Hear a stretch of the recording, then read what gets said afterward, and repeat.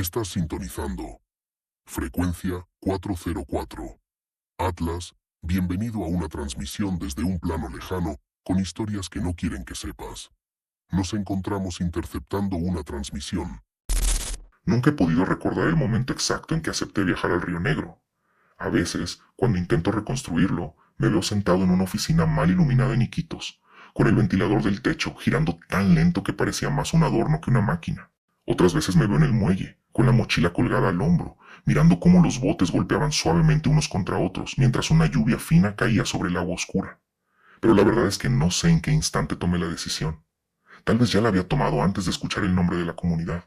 Tal vez uno no decide entrar en ciertos lugares. Tal vez algunos lugares lo llaman a uno desde mucho antes. Yo trabajaba entonces como documentalista independiente. No era famoso, ni especialmente exitoso. Hacía registros para universidades, pequeñas productoras y organizaciones que necesitaban material de campo. Grababa testimonios, ceremonias, conflictos de tierras, historias de pueblos que rara vez aparecían en las noticias. Había estado en zonas difíciles, sí, pero nada que pudiera prepararme para lo que ocurrió en San Miguel del Río Negro. Aunque, para ser sincero, ese nombre tampoco era real. Eso fue lo primero que me advirtió el profesor Andrade. Lo conocí una tarde de enero, 3 semanas antes del viaje. Me citaron en una cafetería pequeña, lejos del centro. Andrade era antropólogo, especialista en comunidades amazónicas, de esos hombres que parecen haber envejecido más por escuchar que por vivir.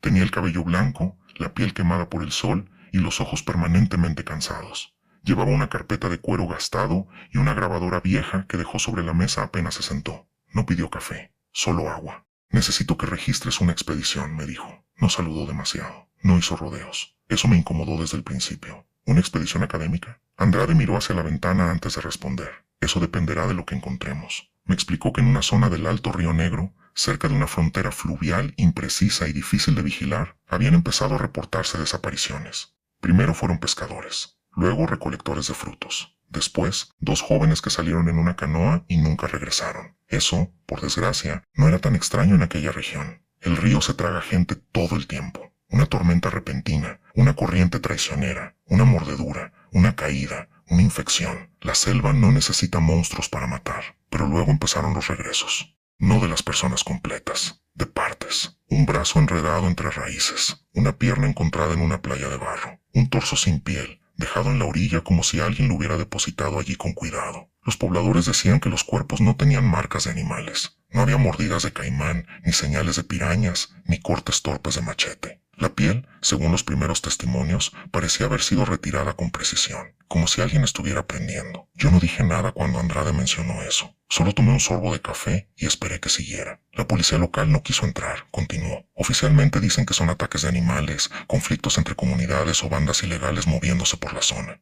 Extraoficialmente, nadie quiere acercarse. ¿Y usted sí? Andrade sonrió apenas, pero no había humor en su gesto. Yo tampoco quiero acercarme. Entonces abrió la carpeta. Adentro había fotografías, impresas, mapas satelitales, copias de informes médicos y páginas con transcripciones de entrevistas. Las imágenes eran malas, borrosas, tomadas con celulares baratos o cámaras viejas. Pero alcanzaban para ver más de lo necesario. Una canoa vacía junto a una orilla, una hamaca rota, un perro muerto con la mandíbula abierta. Y en una de las fotos, marcada con un círculo rojo, una figura parada entre los árboles. No era clara. Podía haber sido un tronco, una sombra, una persona desenfocada. Pero había algo en su postura que la hacía incómodamente humana. Estaba de pie, muy recta, mirando hacia quien tomaba la fotografía. La cabeza parecía lisa, sin rasgos definidos. No se distinguían ojos, ni nariz, ni boca. Los pobladores los llaman los bajados, dijo Andrade. ¿Bajados de dónde? Del río. Pensé que se refería a alguna creencia local, una forma simbólica de hablar de espíritus acuáticos o entidades asociadas a los muertos. En el Amazonas, muchas historias se organizan alrededor del agua. El río no es solo un paisaje, es camino, frontera, alimento, cementerio y memoria. Lo que vive en él rara vez pertenece del todo al mundo de los hombres. Pero Andrade no hablaba como alguien describiendo una leyenda. Hablaba como alguien intentando convencerse de que todavía lo era. Hay algo más, dijo. Sacó una grabadora digital pequeña de la carpeta, la puso entre los dos y presionó reproducir. Al principio solo se escuchó ruido, viento, insectos, interferencia. Luego una voz masculina, temblorosa, hablando en español con un acento marcado. No miren la orilla cuando el agua esté quieta. Si el agua se queda quieta, ellos ya salieron. Hubo un golpe. Luego otra voz, más lejos, gritando algo que no entendí. Después, un sonido bajo, casi metálico, como una respiración dentro de un tubo. La grabación se cortó. Andrade apagó el aparato. Esa voz era de un maestro rural llamado Saúl Mendoza. Desapareció 2 días después de enviar este audio. ¿A quién se lo envió? ¿A mí? Esa fue la primera vez que sentí que algo en aquella historia me tocaba directamente. Hasta ese momento podía verla como un encargo extraño, peligroso, quizá irresponsable. Pero el hecho de que Andrade hubiera recibido ese mensaje y aún así estuviera sentado frente a mí con la carpeta llena de fotos me hizo entender que aquello no era solo una expedición, era una culpa. ¿Por qué necesita que yo vaya? Pregunté. Porque necesito que alguien registre todo. No confío en que nos crean si volvemos solo con palabras. ¿Y si no volvemos? Andrade bajó la mirada. Entonces al menos alguien encontrará las cámaras. Debí levantarme en ese momento. Debí agradecer el café, decirle que no era mi tipo de trabajo, que buscara a alguien más joven, más desesperado o más estúpido. Pero no lo hice. Me quedé ahí, mirando la fotografía de la figura sin rostro entre los árboles. Había algo en ella, no miedo exactamente, reconocimiento, como si en algún lugar profundo de mi mente, una parte antigua de mí supiera que esa forma ya había estado esperando. Viajamos 3 semanas después. El equipo era pequeño. Andrade insistió en eso. Decía que un grupo grande llamaría demasiado la atención y complicaría la logística. Íbamos él, yo, una médica llamada Valeria Ríos, un guía local llamado Efraín y un técnico de sonido llamado Tomás Herrera, que había trabajado conmigo en 2 documentales anteriores. Tomás aceptó porque le pagaban bien. Valeria aceptó porque una organización humanitaria había pedido una evaluación sanitaria no oficial de la zona. Efraín aceptó porque, según él, conocía una ruta segura. Andrade aceptó porque no podía hacer otra cosa. Salimos antes del amanecer en una embarcación larga, de motor ruidoso y techo de lona azul. El río tenía un color oscuro, casi negro, con reflejos de metal viejo. La selva se levantaba a ambos lados como una pared viva. A esa hora, el aire olía a barro, hojas mojadas y gasolina. Durante las primeras horas, nadie habló demasiado. Tomás revisaba sus micrófonos. Valeria organizaba medicamentos en cajas plásticas.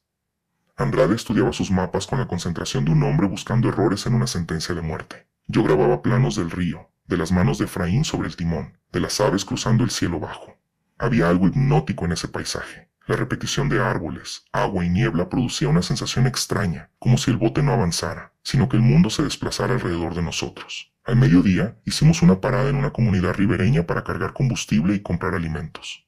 Allí escuchamos por primera vez el silencio que rodeaba el nombre de San Miguel. Efraín preguntó por la ruta a un hombre mayor que remendaba una red bajo un techo de palma. Apenas oyó el nombre, dejó de mover las manos. No levantó la voz. No hizo una escena. Solo miró hacia el río. Allá no hay nada, dijo. Hay gente, respondió Andrade. El hombre negó lentamente. Ya no. Valeria se acercó con cuidado. ¿Usted conoce a alguien de allá? El anciano no respondió de inmediato. Miró nuestras cajas, las cámaras, el combustible. Luego se persignó, aunque no parecía un gesto aprendido del todo por religión, sino por miedo. Mi sobrino fue, dijo. Volvió caminando por la orilla, sin camisa, sin zapatos, con la espalda quemada. ¿Quemada por fuego? El hombre volvió a negar. Por luz. Nadie dijo nada. Hablaba dormido, continuó. Decía que había casas debajo del agua. Decía que había gente mirando desde abajo.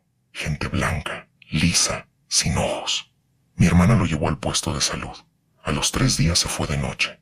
No volvió. Andrade sacó una libreta. ¿Recuerda qué más dijo? El anciano lo miró con una mezcla de cansancio y desprecio. Dijo que ellos no cortan la piel para matar. ¿Para qué entonces? El hombre apretó la red entre los dedos. Para vestirse. Tomás dejó de ajustar el micrófono. Yo seguí grabando, aunque no estaba seguro de por qué. Quizás porque mirar a través de la cámara me hacía sentir protegido. La pantalla convertía el mundo en imagen, y la imagen en algo controlable. Eso creía entonces. El anciano nos vendió combustible, pero no comida. Dijo que no quería que nada suyo llegara hasta San Miguel. Mientras nos alejábamos, lo vi parado en el muelle, inmóvil, observándonos como si no fuéramos viajeros, sino una procesión fúnebre. A partir de ese punto, Efraín habló menos. El río se volvió más estrecho. Las ramas colgaban sobre el agua, y a veces rozaban la lona del bote con un sonido seco, como uñas. La señal de los teléfonos desapareció antes de las 4 de la tarde. El GPS seguía funcionando, pero cada cierto tiempo marcaba pequeños saltos en la ubicación, como si dudara de dónde estábamos. Eso pasa aquí, dijo Efraín cuando Tomás se lo comentó. ¿Por la cobertura? Por el río. Tomás soltó una risa breve. ¿El río interfiere con satélites? Efraín no se rió. Este sí. Llegamos al primer puesto abandonado cerca del anochecer. No era San Miguel todavía. Era una estación de monitoreo fluvial construida años atrás por una organización ambiental. Según Andrade, debía estar ocupada por 2 técnicos, pero la encontramos vacía. El muelle estaba torcido. Una canoa partida flotaba boca abajo junto a los pilares. La casa principal tenía la puerta abierta y una de las ventanas cubierta desde dentro con tablas. No había humo, ni voces, ni perros. Solo el zumbido inmenso de los insectos. Bajamos con linternas. Valeria fue la primera en notar el olor. No era exactamente putrefacción. Era peor, de algún modo. Dulce, químico, mezclado con humedad, como carne guardada en plástico bajo el sol. No toquemos nada, dijo Andrade. Eso, naturalmente, fue lo primero que todos quisimos hacer.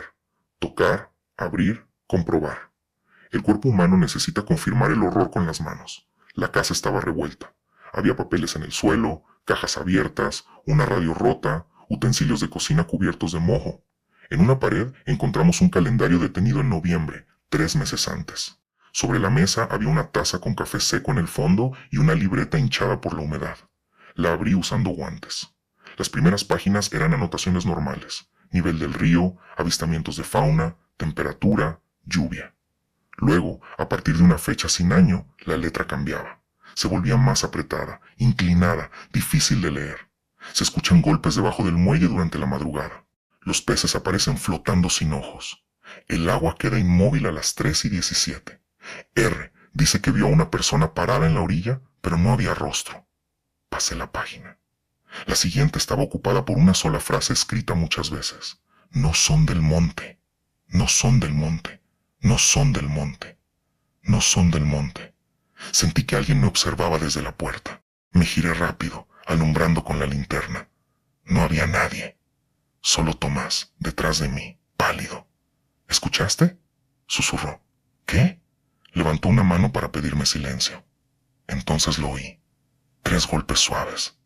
Venían de abajo. Toc, toc, toc. Como si alguien golpeara la madera del piso desde el otro lado. Valeria, que estaba revisando una habitación contigua, salió de inmediato. ¿Qué fue eso? Nadie respondió. Los golpes se repitieron. Toc, toc, toc. Efraín retrocedió hacia la puerta. Nos vamos. Andrade lo detuvo. Puede haber alguien atrapado. No hay nadie atrapado. No lo sabemos. Efraín lo miró con rabia contenida. Sí lo sabemos. El piso volvió a sonar. Esta vez más fuerte. Toc, toc, toc. Y después, una voz. Muy baja. Muy cerca. Abran. Valeria se llevó una mano a la boca. La voz venía de debajo de las tablas. Abran. Tomás levantó la cámara. Yo también. Durante unos segundos, todos actuamos como profesionales, como si grabar aquello pudiera ser lo menos imposible. Andrade se arrodilló, iluminando las rendijas del piso. ¿Quién está ahí? Silencio. El aire dentro de la casa pareció enfriarse. Afuera, los insectos dejaron de sonar de golpe. Ese detalle me golpeó más que la voz. En la selva, el silencio nunca es ausencia de sonido. Es advertencia. Andrade repitió la pregunta. ¿Quién está ahí? La voz respondió después de una pausa. Saúl. El nombre cayó en la habitación como una piedra en agua negra. Saúl Mendoza, el maestro rural desaparecido. Andrade se quedó inmóvil. Saúl murió, dijo Efraín desde la puerta. No sabemos eso, susurró Andrade. La voz volvió a hablar. Profesor. No dijo profesor Andrade, solo profesor. Pero bastó. Vi cómo el rostro de Andrade se descomponía. Durante un segundo dejó de ser el investigador prudente y se convirtió en un hombre viejo escuchando a un fantasma que conocía su culpa. Saúl dijo, ¿dónde estás? Los golpes empezaron otra vez, más rápidos. Toc, toc, toc, toc. Abran. Valeria se agachó junto a Andrade. Puede haber una cámara bajo la casa, un sótano, algún espacio técnico. No hay sótanos aquí, dijo Efraín. Entonces alguien está debajo del piso. Efraín apuntó la linterna hacia ella. Debajo está el río. Nadie habló. La estación estaba construida sobre pilotes. Debajo de las tablas no había tierra, ni sótano, ni habitación oculta. Solo un espacio oscuro de menos de 1 metro, y luego el agua. Andrade se levantó despacio, caminó hacia una ventana rota y alumbró hacia abajo. Yo lo seguí con la cámara. La luz de su linterna cayó sobre los pilotes cubiertos de musgo, sobre raíces, basura atrapada, agua negra moviéndose apenas. No vimos a nadie, pero los golpes continuaban. Ahora sonaban detrás de nosotros. Toc, toc, toc. En el centro exacto de la habitación. Tomás maldijo en voz baja. Esto no me gusta. Yo tampoco podía respirar bien. No por falta de aire, sino por esa opresión antigua que se instala en el pecho cuando algo en el mundo rompe una regla básica. Una voz no podía venir de debajo de ese piso. No podía. y sin embargo venía. Andrade volvió a arrodillarse. Saúl, escúchame, vamos a ayudarte. La voz respondió con una claridad terrible. No soy Saúl. Luego, desde algún lugar bajo las tablas, algo rió. No fue una risa humana, ni siquiera una imitación completa. Era como si alguien hubiera aprendido el sonido escuchándolo desde lejos, sin entender qué lo producía. 3 exhalaciones cortas, húmedas, torcidas. Efraín no esperó más. Salió de la casa y empezó a gritar que subiéramos al bote. Valeria lo siguió. Tomás bajó la cámara por un instante, y en ese momento algo golpeó el piso con tanta fuerza que una tabla se levantó unos centímetros. Todos corrimos. No recogimos la libreta, no cerramos la puerta, no revisamos las otras habitaciones. Corrimos hasta el muelle bajo un cielo que ya se había vuelto completamente oscuro. El motor tardó en encender. Ese fue el primer momento en que pensé que no saldríamos vivos. Efraín tiraba de la cuerda una y otra vez. El motor tosía, vibraba, se apagaba. Andrade estaba sentado en silencio, con las manos temblando. Valeria miraba hacia la estación. Tomás grababa sin decir una palabra. Entonces vimos la luz. Apareció detrás de la casa abandonada. No era una linterna, no era fuego. Era una claridad pálida, verdosa, que subía desde el suelo o quizá desde el agua. Se filtraba entre las tablas, por las ventanas, por las grietas del techo. La estación entera empezó a iluminarse desde abajo, y dentro de esa luz, una silueta cruzó frente a una ventana. Alta, delgada, demasiado quieta. La cabeza era lisa, sin rostro. El motor encendió con un rugido. Efraín no esperó a que todos estuviéramos bien sentados. Aceleró tan fuerte que el bote se inclinó hacia un lado y Valeria casi cayó al agua. Tomás la sostuvo del brazo. Yo seguí mirando hacia atrás. La estación se alejó lentamente. La luz verde seguía creciendo bajo ella, reflejándose en el río como una enfermedad luminosa. Entonces la figura apareció en el muelle. No salió corriendo. No nos persiguió. Solo estaba allí, de pie, observándonos sin ojos, y levantó una mano. No como despedida, como saludo, como si nos reconociera. Efraín condujo durante casi una hora en la oscuridad, sin luces, guiándose por la memoria y por una intuición que nunca pude comprender. Nadie habló. El motor era el único sonido constante, acompañado por el golpe del agua contra el casco. Cuando al fin redujo la velocidad, estábamos en una curva amplia del río. La selva nos rodeaba como una boca cerrada. Dormiremos en el bote, dijo. No podemos seguir hasta San Miguel de noche, respondió Andrade. Efraín lo miró con los ojos rojos. No vamos a San Miguel. Tenemos que ir. Usted escuchó eso. Precisamente por eso tenemos que ir. Efraín soltó una risa amarga. Los hombres como usted siempre dicen eso antes de morir. Valeria intervino antes de que Andrade respondiera. Necesitamos calmarnos. Lo que vimos puede tener explicación. Tomás la miró. ¿Cuál? Ella no contestó. Yo revisé la cámara. La grabación estaba allí. O eso creí al principio. El archivo tenía duración, peso, nombre. Pero al reproducirlo, solo aparecía una imagen negra con líneas horizontales de interferencia. El audio era un zumbido bajo, casi imperceptible. Probé con otra toma. Igual, otra, igual. Todo lo grabado dentro de la estación estaba dañado. Mi cámara también, dijo Tomás. No había sorpresa en su voz, solo miedo. Andrade sacó su grabadora digital, la encendió, buscó el último archivo. Al reproducirlo, escuchamos unos segundos de estática. Luego la misma voz de debajo del piso. Pero esta vez no decía abran, decía nuestros nombres. Primero el de Andrade, luego el de Valeria, luego el de Tomás, luego el mío. Y al final, con un tono casi cariñoso, dijo, falta Efraín. El guía apagó la grabadora de un manotazo. Durante varios minutos nadie se movió. La selva volvió a sonar poco a poco. Grillos, ranas, pájaros nocturnos, agua. Pero después de escuchar esa voz, todos los sonidos parecían falsos, como si alguien los estuviera reproduciendo para tranquilizarnos. Efraín se sentó en la parte trasera del bote con el machete sobre las piernas. No durmió. Nadie durmió.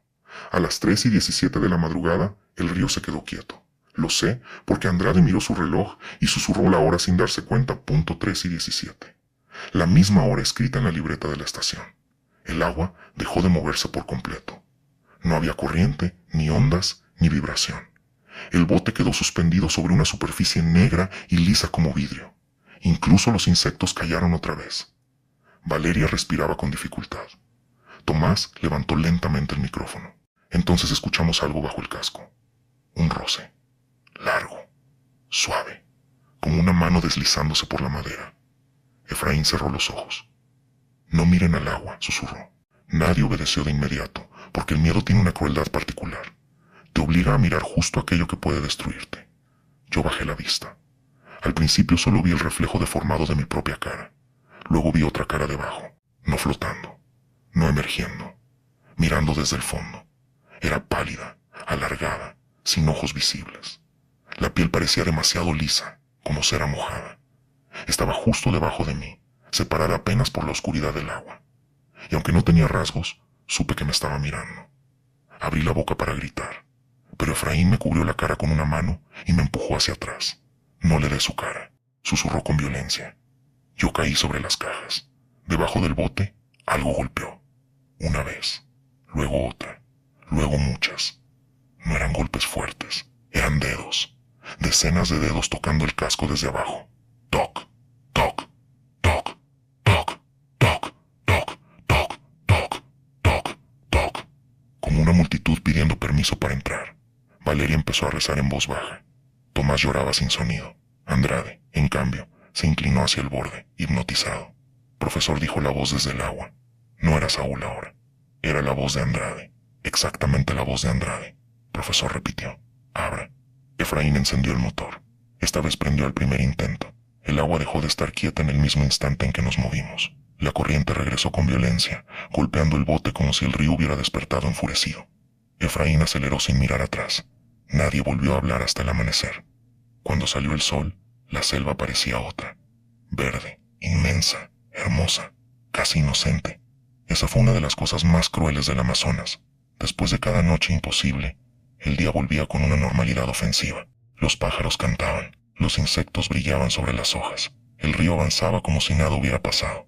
Pero algo sí había pasado. Lo supimos al revisar el bote. En el costado izquierdo, justo donde yo había visto la cara bajo el agua, encontramos marcas. No eran arañazos, eran impresiones de manos. Manos largas, delgadas, hundidas en la madera como si ésta hubiera estado blanda durante la noche. Había al menos 15, quizá 20. Algunas eran pequeñas, otras demasiado grandes para pertenecer a una persona. Y en el borde donde Andrade se había inclinado, había una marca distinta. Un óvalo liso, como el rastro húmedo de un rostro sin facciones apoyado contra el bote. Efraín no quiso seguir. Dijo que nos llevaría de vuelta al primer poblado y que allí terminaría el viaje.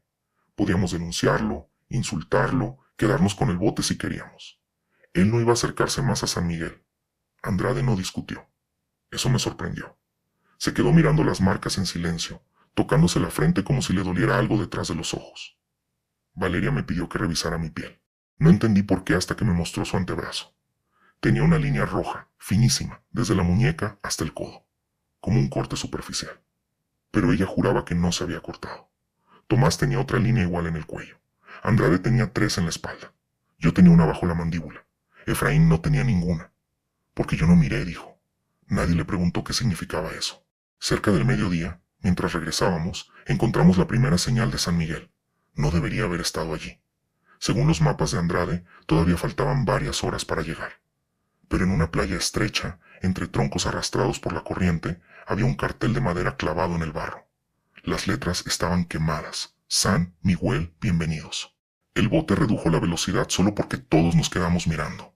Detrás del cartel, entre los árboles, empezaba un sendero. Y al fondo del sendero, casi ocultas por la vegetación, se veían casas, techos de palma, paredes de madera, una comunidad entera. Efraín apagó el motor. No puede ser, dijo. Andrade sacó el mapa con manos temblorosas. No estamos en la coordenada correcta. Tomás miró el jeep. La pantalla mostraba números imposibles. Nuestra ubicación saltaba de un lado a otro, como si el aparato no pudiera decidir si estábamos en el río, en tierra o en ningún lugar. Valeria observó las casas. ¿Hay gente? Nadie respondió. El poblado parecía abandonado, pero no vacío. Esa diferencia era difícil de explicar. Una casa abandonada se siente muerta. Aquellas casas se sentían contenidas, como si algo dentro de ellas estuviera esperando que nos acercáramos. Entonces sonó una campana. Una sola vez. Lenta, grave, venía del centro de la comunidad. Efraín encendió el motor de inmediato, o intentó hacerlo.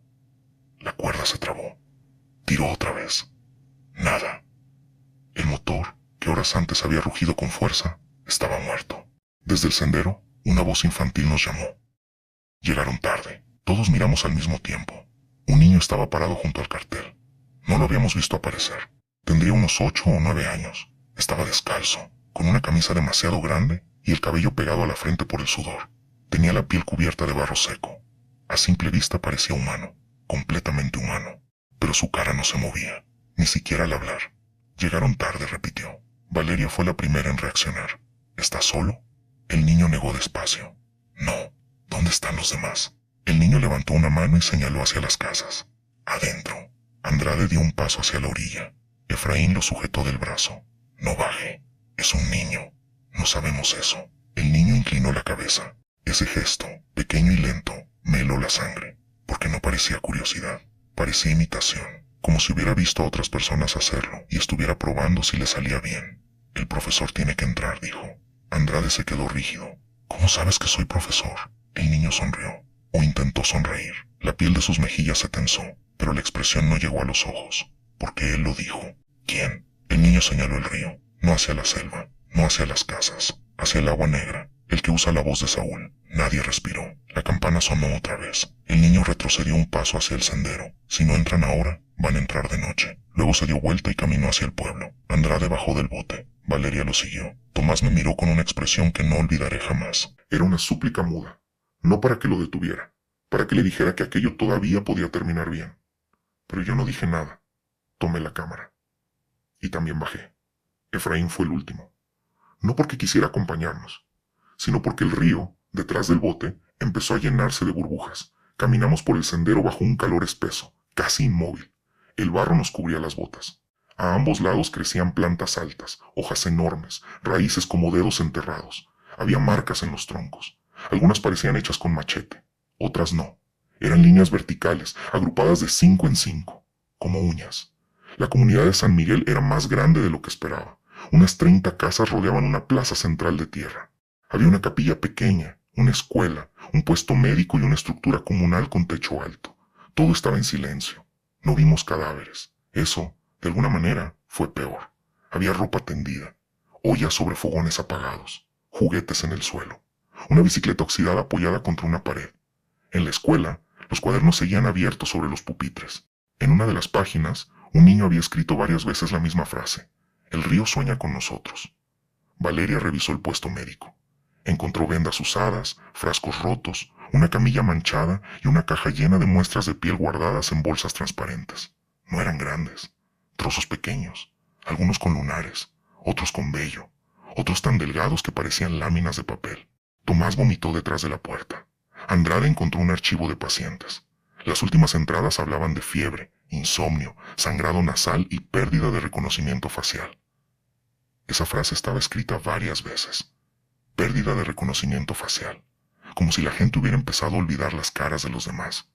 Como si un esposo mirara a su esposa y ya no supiera quién era. Como si una madre mirara a su hijo y viera a un extraño. En la capilla encontramos las fotografías. Cientos de ellas. Estaban clavadas en las paredes, sobre el altar, en los bancos, alrededor de una imagen de la Virgen cubierta con una tela negra. Eran fotos de habitantes de la comunidad. Hombres, mujeres, niños, ancianos.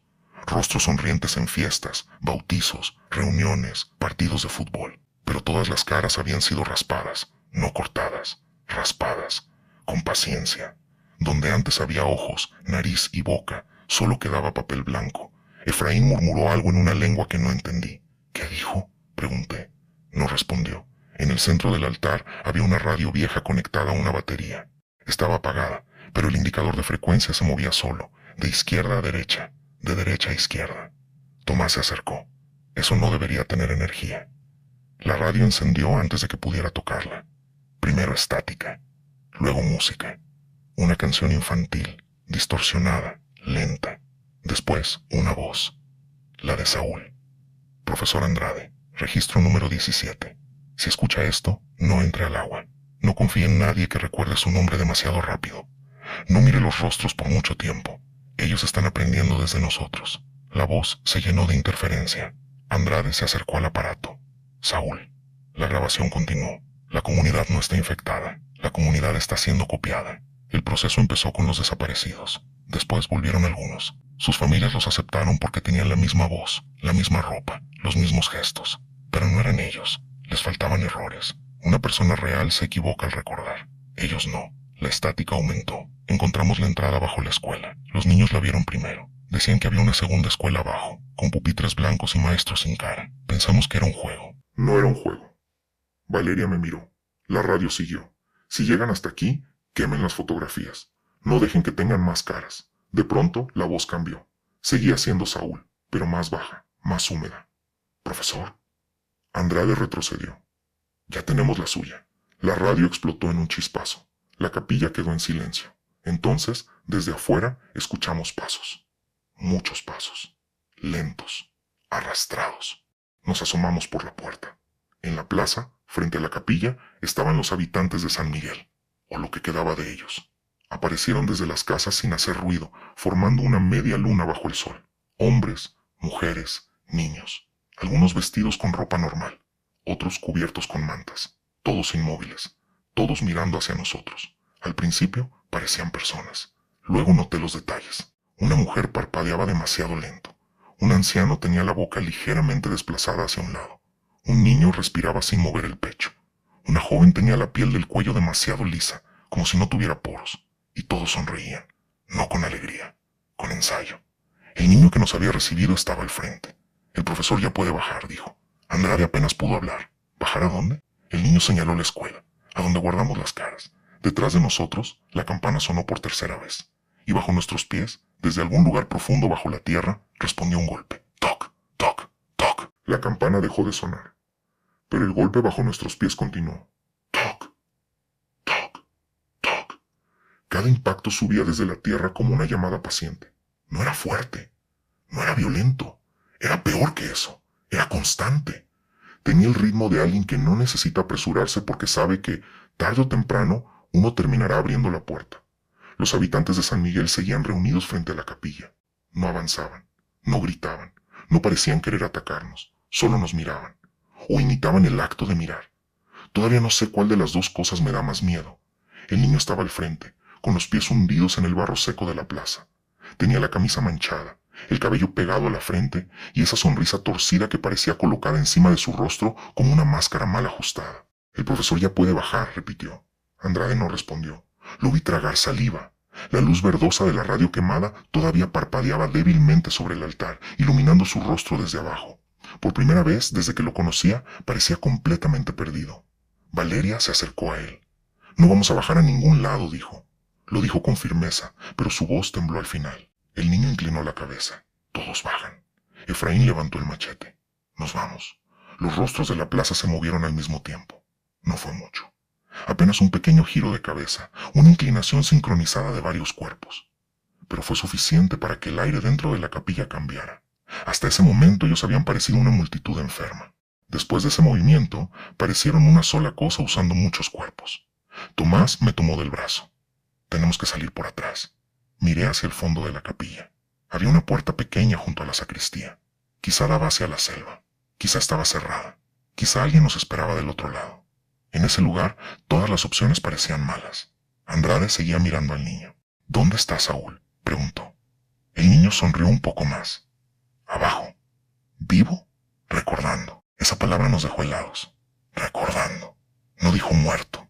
No dijo atrapado. No dijo esperando. Dijo recordando. Como si la memoria fuera un lugar físico. Como si una persona pudiera quedar guardada en algún sitio, repitiéndose eternamente. Valeria agarró a Andrade del hombro. Profesor, escúchame, esto no es una negociación. Usted vino a buscar respuestas, pero si seguimos así, no vamos a salir. Andrade la miró. Sus ojos estaban húmedos. Saúl era mi alumno. Lo sé. Yo lo mandé aquí. Y no va a salvarlo, muriendo igual. Por un segundo, pensé que esas palabras lo harían reaccionar. Pero entonces, la radio volvió a encenderse. No debía poder hacerlo. La carcasa estaba partida. El plástico, quemado. De su interior salía un hilo de humo negro. Sin embargo, el dial se iluminó otra vez con una línea verde. Primero escuchamos estática, luego una respiración. Después, la voz de Saúl. Profesor, si está en la capilla, no salga por la plaza. Andrade se quedó inmóvil. La voz continuó. Ellos no atacan cuando usted los mira. Atacan cuando usted intenta reconocerlos. Tomás susurró. ¿Qué significa eso? La grabación respondió como si lo hubiera escuchado. No traten de decidir quién es real. La estática subió. No miren las caras. La radio murió de nuevo. Por un instante nadie se movió. Afuera, el niño dio un paso hacia la capilla. Luego otro. Los demás no avanzaron. Solo él. Efraín apretó el machete. Si entra, lo corto. Valeria lo miró horrorizada. Es un niño. Efraín no apartó la vista. No, es algo que sabe usar uno. El niño llegó al primer escalón de la capilla. La luz del exterior le tocaba la espalda, dejando su rostro en sombra. Aún así,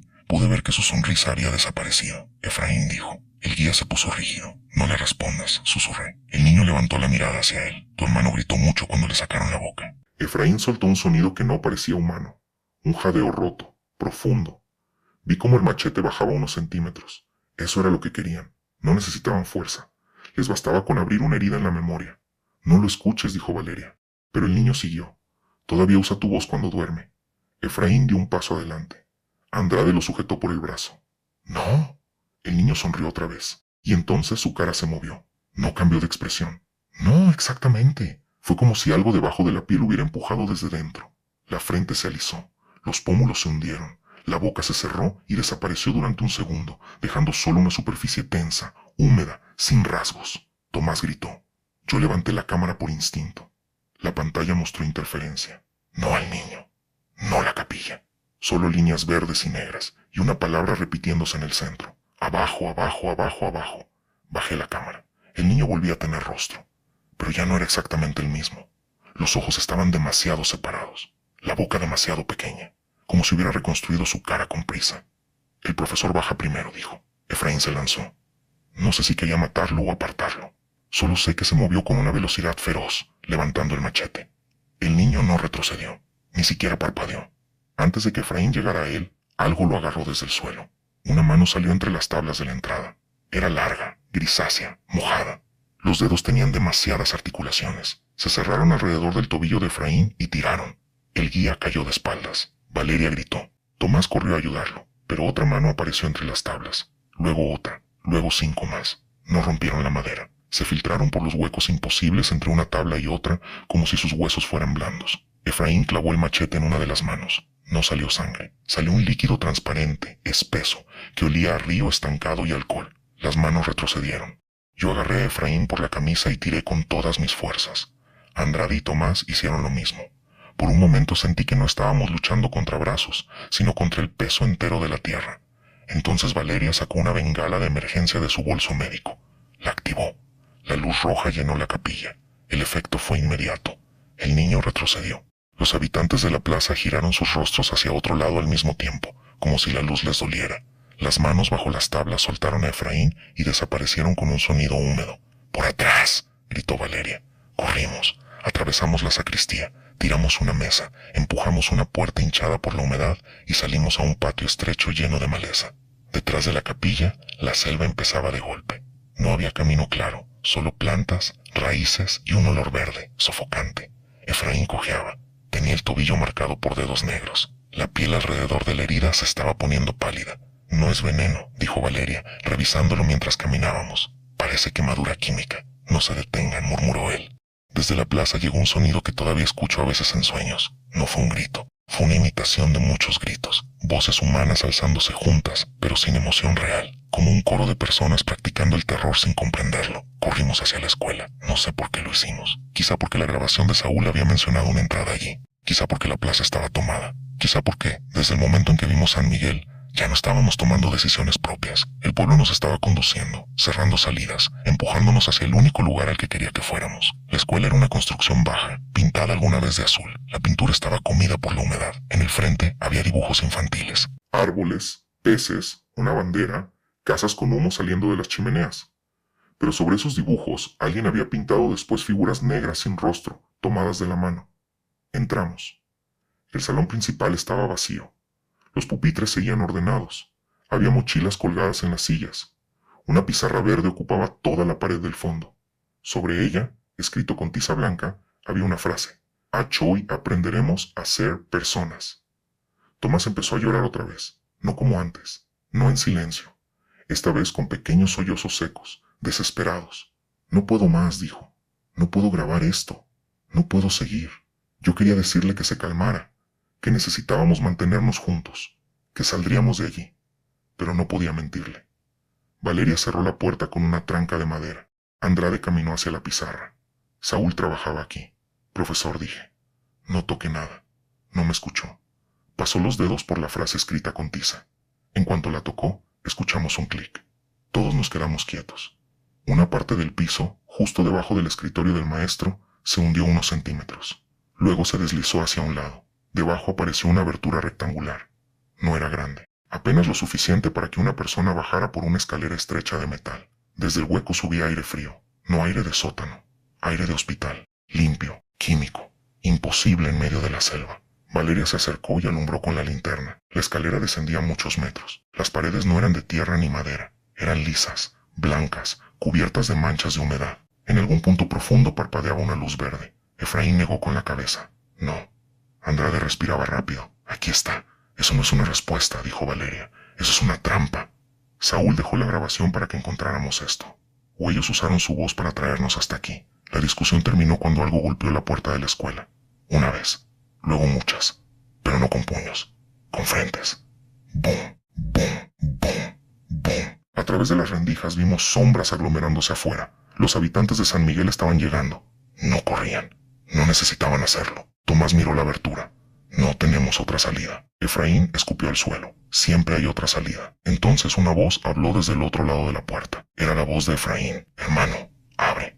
El guía cerró los ojos. El machete temblaba en su mano. Mi hermano está muerto, susurró. La voz respondió. Yo también pensé eso de ti. Efraín se quebró. No soltó el machete, pero sus piernas cedieron un poco. Valeria lo sostuvo. La puerta volvió a golpear. La madera empezó a partirse. No decidimos bajar. Nos obligaron. Andrade fue primero. Luego, Valeria ayudó a Efraín. Tomás bajó detrás de ellos, murmurando que esto no podía ser real. Yo fui el último.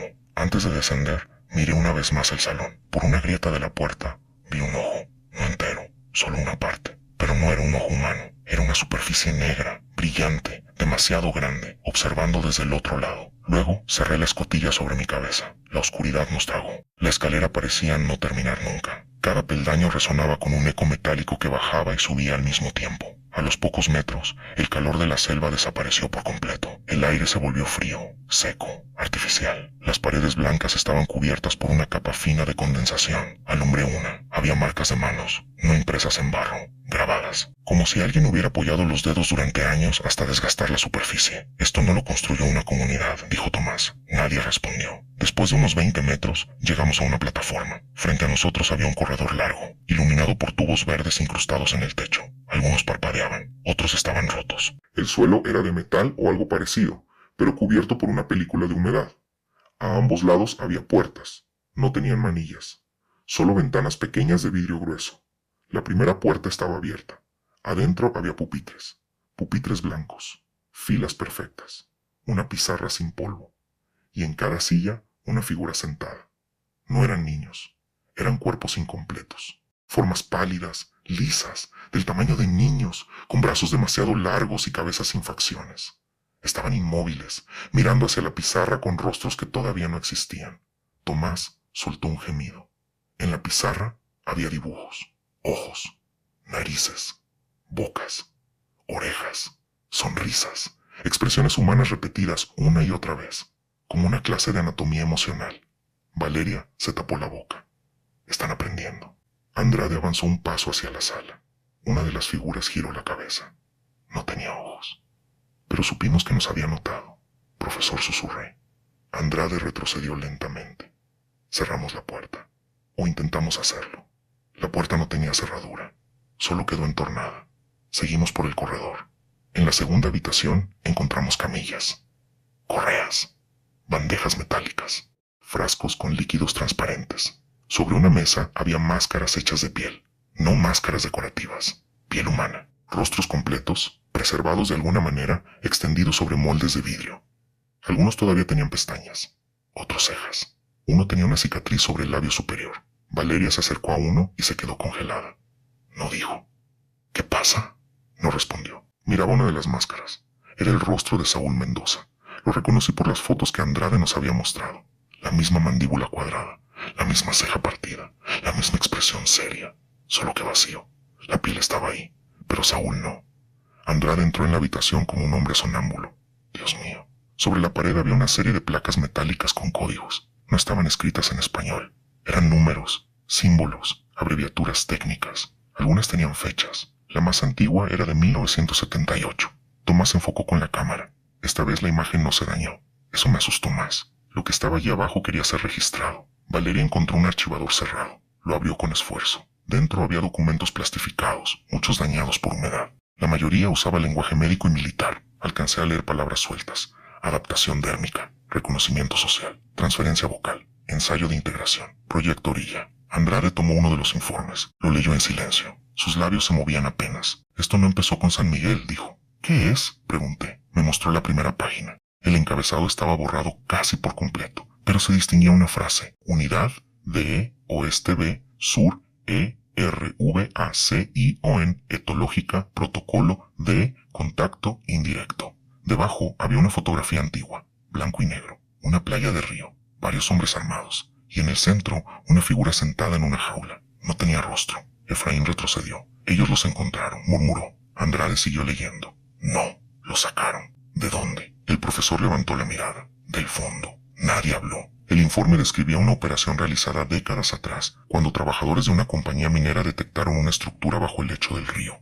Pensaron que era una formación geológica, luego una ruina, luego algo que no pudieron clasificar. Enviaron militares, enviaron científicos, enviaron buzos. Los primeros buzos no regresaron. Los segundos regresaron sin hablar. El tercer equipo trajo algo en una cápsula sellada, un organismo, no humano, pero capaz de imitar formas humanas de manera progresiva. Su piel podía adaptar textura, su estructura ósea era flexible, su sistema vocal podía reproducir sonidos escuchados con una precisión casi perfecta, pero no entendía el comportamiento humano. Solo lo copiaba. El proyecto, según los documentos, intentó enseñarle, primero con imágenes, luego con grabaciones, después con contacto directo. La idea era comunicarse con aquello, comprenderlo, quizá usarlo. Siempre hay alguien que mira lo imposible y piensa en cómo convertirlo en herramienta. Los experimentos fracasaron, no porque la criatura fuera incapaz de aprender, sino porque aprendía demasiado bien. Empezó imitando palabras, luego voces, luego gestos, luego relaciones. Identificaba qué nombres provocaban dolor, qué recuerdos debilitaban a una persona, qué rostro generaba confianza. No imitaba solo la apariencia, imitaba el vínculo. Eso era lo terrible. No te copiaba para parecer humano, te copiaba para entrar en otros, para que alguien lo dejara pasar. Valeria siguió revisando los archivos. Aquí dice que hubo una fuga. ¿Cuándo? Pregunté. 1986. Andrade cerró los ojos. San Miguel fue construido después. ¿Por quién? Efraín respondió antes que nadie. Por gente que no sabía. Pero Valeria negó lentamente. No. Según esto, la comunidad fue parte del perímetro de observación. Sentí frío en la espalda. ¿Qué significa eso? Ella no quiso decirlo, pero yo lo entendí. San Miguel no había sido una víctima accidental. Había sido un experimento. Una comunidad entera colocada encima de algo que nunca debió salir del agua. Generaciones viviendo sobre una instalación secreta, quizás sin saberlo, quizá vigiladas, quizá usadas como muestra, como alimento social, como escuela. Entonces escuchamos pasos en el corredor. No venían de la escalera, venían de más abajo, lentos, arrastrados. 1, 2, 3. Una voz habló desde la oscuridad. Profesor Andrade. Era Saúl, o algo usando a Saúl. Andrade se llevó una mano al pecho. No respondas, dijo Valeria. La voz siguió. Todavía puedo salir. Andrade temblaba. No eres él, no completo. Eso fue peor que una mentira, porque sonó honesto. La figura apareció al final del corredor. Al principio parecía un hombre delgado, desnudo, cubierto por una bata de hospital vieja. Caminaba inclinado, apoyándose en la pared. Su rostro estaba en sombra. La luz verde parpadeaba sobre él con cada paso. Profesor, dijo. Me dejaron despierto. Andrade avanzó. Valeria intentó detenerlo, pero él apartó. Saúl. La figura levantó la cabeza. Tenía la cara de Saúl, no como una máscara perfecta. Había algo mal. La piel estaba demasiado tirante. Los ojos no encajaban del todo. La boca parecía pegada, pero era su rostro, suficiente para herir. Ayúdeme, dijo. Andrade lloró. Nunca olvidaré ese sonido. No fue un llanto fuerte. Fue una rendición pequeña. Un hombre entendiendo que la culpa había encontrado una forma de hablarle. ¿Qué te hicieron? Saúl sonrió. Me escucharon. Su cuello se movió bajo la piel. Algo empujaba desde dentro. Me escucharon tanto que aprendieron a ser yo. Efraín levantó el machete. Aléjate. La cosa con rostro de Saúl giró hacia él. Tu hermano no gritó al final, dijo con otra voz. Solo pidió agua. Efraín atacó. Valeria gritó su nombre, pero fue tarde. El machete cortó el hombro de la figura. La piel se abrió como una tela mojada. Debajo no había músculo rojo, sino fibras pálidas moviéndose como raíces. La cosa no cayó. Ni siquiera pareció sentir dolor. Al contrario, tomó el brazo de Efraín con una rapidez imposible y habló con su voz. No miren. Efraín gritó. La piel de la criatura empezó a cambiar. Su rostro de Saúl se aflojó, se derritió, se hundió hacia adentro. Durante un segundo quedó completamente liso. Luego aparecieron nuevos rasgos. Una frente más ancha, una nariz rota, una barba corta. Efraín dejó de luchar. No, susurró. La criatura tenía ahora el rostro de su hermano. Te esperé en la orilla, dijo. Efraín bajó el machete. No, me dejaste solo. La criatura lo abrazó. Eso fue lo más horrible. No lo mordió, no lo golpeó, lo abrazó. Y Efraín, por un segundo, respondió al abrazo. Luego la espalda de la criatura se abrió. De ella salieron brazos finos, blancos, que envolvieron a Efraín como raíces. Valeria disparó la bengala roja contra la cosa. El fuego le pegó en el cuello y esta vez sí reaccionó. Soltó un chillido agudo, metálico, que hizo vibrar las ventanas de las puertas. Efraín cayó al suelo. Lo arrastramos hacia atrás. La criatura retrocedió, quemándose, pero no huyó. Su rostro cambiaba sin control. Saúl, el hermano de Efraín, el niño de la plaza, una mujer anciana, una cara desconocida, luego otra, como si todas las identidades robadas estuvieran peleando por salir. Abajo dijo con muchas voces. Todos abajo. Corrimos. No hacia la escalera. La criatura bloqueaba el camino. Corrimos más profundo. El corredor descendía en una pendiente suave. Las luces verdes se volvieron más frecuentes. Las puertas cambiaron. Ya no eran de vidrio y metal, sino de un material oscuro, parecido a piedra pulida.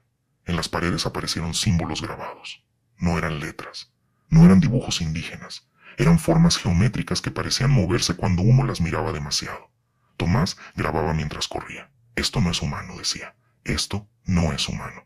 Nadie lo contradijo. Llegamos a una sala amplia. El techo era alto, imposible para una estructura subterránea común. En el centro había una piscina circular llena de agua negra. No tenía ondas, no reflejaba la luz.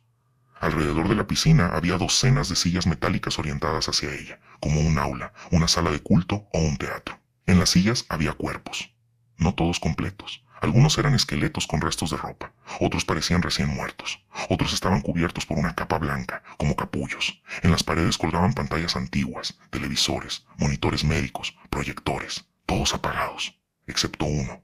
Una pantalla pequeña, al fondo, mostraba una grabación. Un hombre sentado frente a la cámara. Saúl Mendoza, el verdadero. Tenía el rostro demacrado, los labios partidos, los ojos hundidos. Detrás de él se veía la misma piscina negra. La grabación empezó a reproducirse sola. Registro final, dijo Saúl. No sé si esto está saliendo al exterior. No sé si el profesor Andrade sigue vivo. No sé cuánto tiempo ha pasado. Respiró con dificultad. Ellos no vienen del espacio. Tampoco son espíritus. Son anteriores a nosotros aquí. O quizá paralelos. Vivían bajo el río antes de que levantáramos pueblos, iglesias, escuelas y puestos de vigilancia. No entendían la superficie. No entendían la muerte como nosotros. No entendían la individualidad. Miró hacia un lado, como si alguien estuviera fuera de cámara.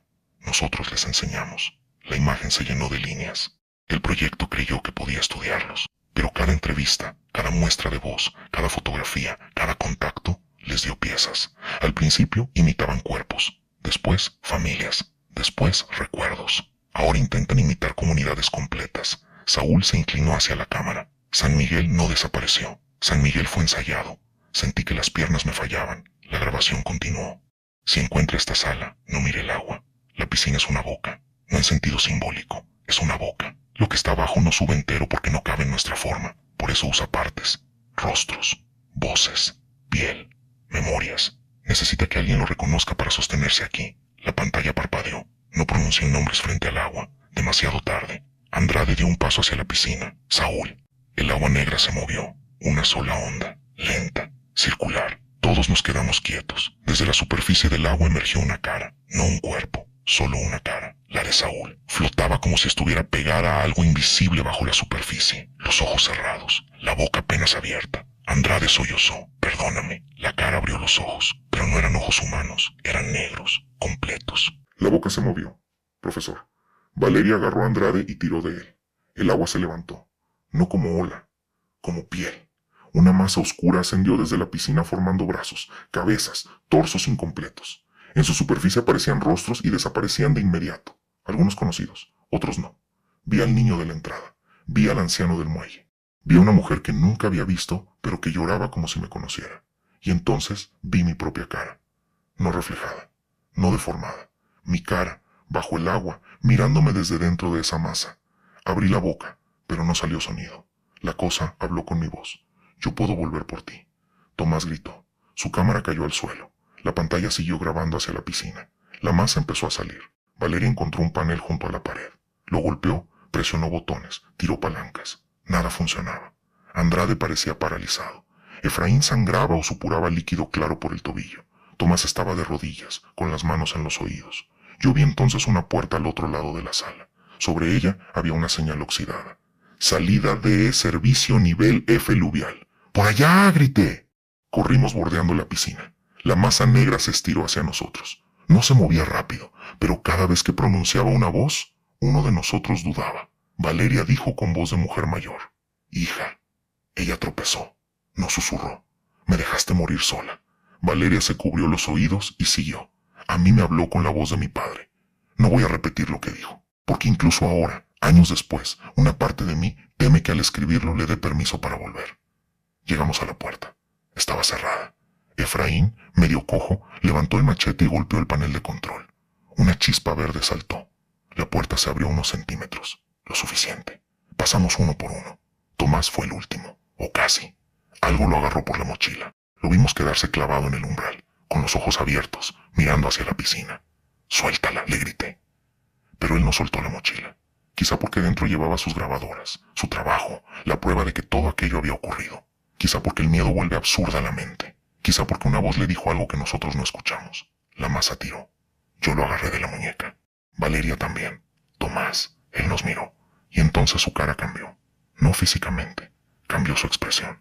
Dejó de tener miedo. Sonrió. «Ya me grabaron», dijo. Soltó mi mano. La puerta se cerró entre nosotros. Del otro lado escuchamos su grito. Luego muchos gritos. Luego su voz, multiplicada, riendo. «Ja, ja». La misma risa de la estación. Andrade cayó de rodillas. Valeria golpeó la puerta hasta romperse los nudillos. Efraín la apartó. «Está muerto». «No lo sabes». «Peor», dijo él. «No lo está». Nadie respondió.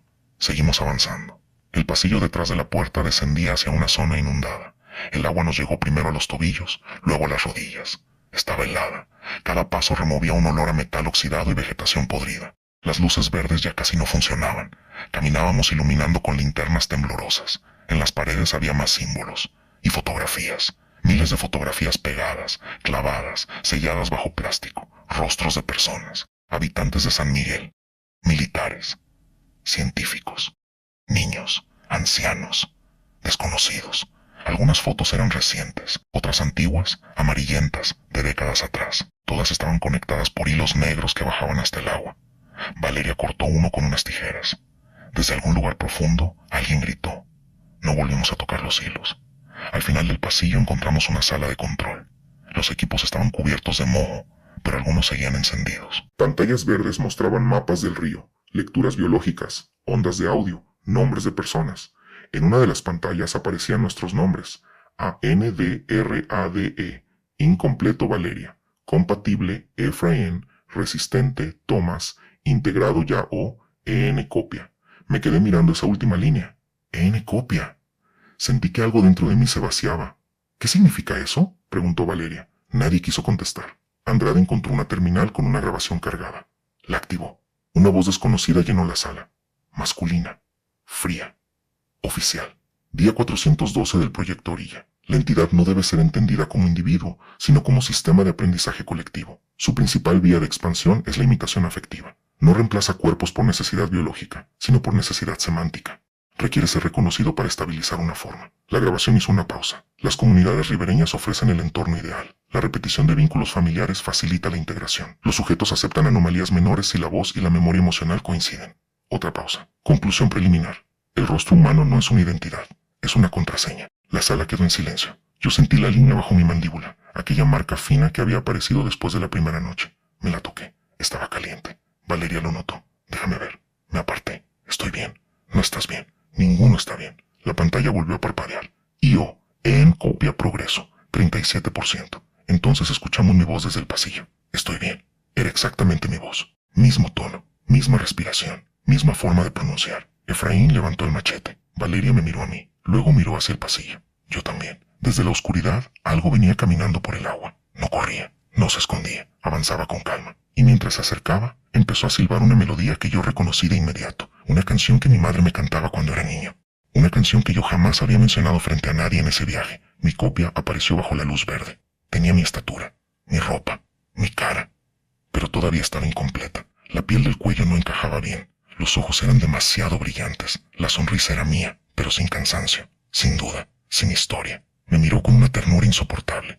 Luis dijo usando mi voz, aunque ese no era el nombre que yo había usado con el equipo. Ya casi puedo salir. Valeria retrocedió. ¿Cómo sabe tu nombre? Yo no pude responder. Mi copia dio otro paso. No tienes que tener miedo. Yo puedo hacer las cosas mejor. Puedo volver. Puedo hablar con quienes amas. Puedo ocupar tu lugar mientras descansas. Andrade susurró. No la mires. Pero era imposible. Ver tu propia cara en otro cuerpo destruye algo básico. Uno no sabe dónde termina. No sabe cuál de los dos está imitando. Por un segundo terrible, pensé que quizá yo era la copia. Que quizá el verdadero se había quedado mirando el agua en la madrugada y yo era solo una versión enviada de vuelta sin saberlo. La copia sonrió. Eso también lo pensé yo. Entonces Valeria disparó la última bengala. La luz roja llenó la sala. Mi copia gritó con mi voz.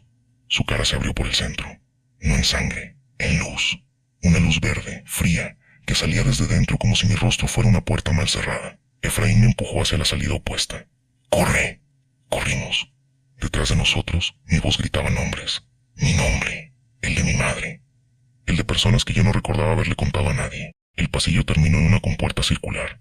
Estaba oxidada y medio abierta. Más allá se escuchaba agua moviéndose con fuerza. Efraín le empujó. Andrade ayudó.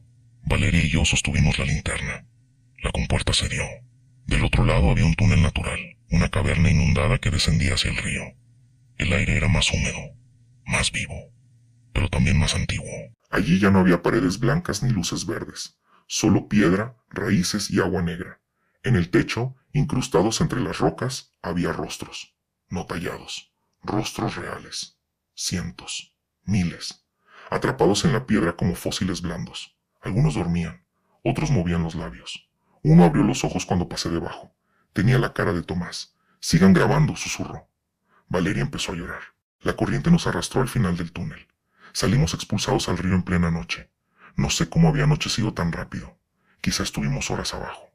Quizá días. El tiempo allí no funcionaba como debía. Nadamos hacia la orilla como pudimos. Efraín casi no podía mover la pierna. Andrade lo sostuvo. Valeria perdió una mochila. Yo perdí la cámara principal. Solo conservé una tarjeta de memoria escondida en el bolsillo interior de mi chaleco. Llegamos a una playa de barro. Tosimos agua. Temblamos. Durante unos minutos creímos haber salido. Entonces vimos San Miguel al otro lado del río. Las casas estaban iluminadas. Había gente en la orilla. Toda la comunidad. Quieta. Mirándonos. Entre ellos estaba Tomás. O algo con su cuerpo. Levantó una cámara. Nos estaba grabando. A su lado estaba mi copia. Ya tenía el rostro completo. Me sonrió desde la otra orilla. Luego levantó una mano. No como despedida. Como saludo. Como si me reconociera. Andrade murmuró. Nos dejaron salir. Valeria, empapada y temblando, preguntó. ¿Por qué?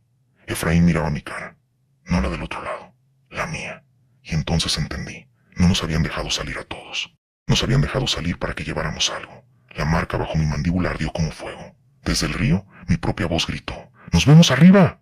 Y bajo la superficie oscura, miles de manos empezaron a tocar el agua desde abajo.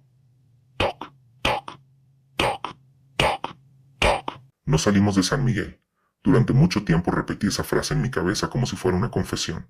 No salimos de San Miguel, aunque nuestros cuerpos cruzaron el río, aunque caminamos durante horas por la selva, aunque encontramos una embarcación varada al amanecer y logramos encender el motor con las manos temblando, aunque días después hubo un puesto militar, preguntas, mantas secas, suero, voces humanas y paredes de concreto. No salimos. Algo de nosotros se quedó allá, o peor, algo de allá salió con nosotros. La playa de barro donde caímos aquella noche no aparecía en ninguno de los mapas de Andrade. El profesor había perdido casi todos sus documentos en la inundación del túnel, pero conservaba un mapa plastificado doblado dentro de su camisa. Lo abrió con los dedos hinchados, bajo la luz débil de la luna, mientras Valeria intentaba vendar la pierna de Efraín. El tobillo del guía estaba mal, muy mal. La piel alrededor de las marcas se había vuelto gris, no como un hematoma. Era un gris seco, sin sangre, parecido a la piel de un pez muerto. Las huellas de dedos seguían visibles, hundidas en la carne. Valeria limpió la herida con alcohol y Efraín no gritó. Eso fue lo que más la preocupó. ¿Te duele?, preguntó. Él negó. No siento nada desde la rodilla. Valeria levantó la vista hacia mí. No dijo lo que estaba pensando. No hacía falta. Al otro lado del río, San Miguel seguía iluminado. Las casas brillaban con una luz amarilla, casi doméstica, como si adentro hubiera familias cenando, durmiendo, radios encendidas con música baja. Pero sabíamos que no era vida lo que se movía en esas habitaciones. Era ensayo. La comunidad entera estaba en la orilla, quieta, alineada, y entre ellos estaba Tomás, o lo que llevaba a Tomás. Lo vimos levantar la cámara de nuevo. El gesto era tan suyo que durante un instante me dolió más que cualquier monstruo. La forma en que apoyaba el ojo contra el visor, el modo en que inclinaba el cuerpo para estabilizar la toma. Esos pequeños hábitos eran los que lo hacían reconocible. Eso era lo que ellos robaban mejor. No la piel, no la voz, los detalles. A su lado estaba mi copia. Ya no parecía incompleta. La piel del cuello encajaba bien. Los ojos tenían el cansancio correcto. La postura era la mía. Incluso llevaba la misma inclinación leve del hombro izquierdo, esa que me quedó después de una caída años atrás y que yo apenas notaba. Me miraba desde la otra orilla y sonreía. Valeria se acercó a mí sin apartar los ojos de la copia. No le respondas si habla. No iba a hacerlo. Pero ambos sabíamos que eso no era cierto. Porque cuando una cosa tiene tu cara, cuando usa tu voz y pronuncia desde lejos algo que solo tú deberías saber, una parte de la mente se queda esperando que hable. No por curiosidad, por necesidad. Uno quiere saber cuánto tiene, cuánto sabe, qué parte de tu vida ya no te pertenece. Mi copia levantó una mano, luego señaló el agua. Bajo la superficie, miles de dedos tocaban desde abajo. Toc, toc, toc, toc, toc. El sonido era suave, pero se extendía por todo el río, como lluvia cayendo al revés. Andrade murmuró: «Es una red». «¿Qué?», preguntó Valeria. El profesor no apartaba la mirada del agua. «No es una criatura. No como lo entendemos. Es una red, una memoria distribuida. El río es su sistema nervioso». «Profesor», dije, «tenemos que movernos». Él siguió hablando, como si al explicarlo pudiera mantener a raya el horror. Por eso la quietud, por eso las voces bajo el casco, por eso las interferencias. El agua transmite, recuerda, conecta. Efraín soltó una risa seca desde el suelo. El río no recuerda. Andrade lo miró. Este sí. La copia de Tomás encendió una luz sobre la cámara. Un punto rojo apareció en la otra orilla. Estaba grabándonos. Entonces mi copia habló. Su voz cruzó el río con una claridad imposible. «Luis». Sentí que Valeria me agarraba la muñeca. No respondí. Mi copia sonrió más. «Ya sé cómo terminan tus historias». No respiré. «Siempre dejas una puerta abierta», dijo. «Siempre crees que eso da miedo». Andrade me miró. «¿Qué significa eso?». Yo no sabía qué decir, porque esa frase era mía. No se la había dicho al equipo. No estaba en ningún documento.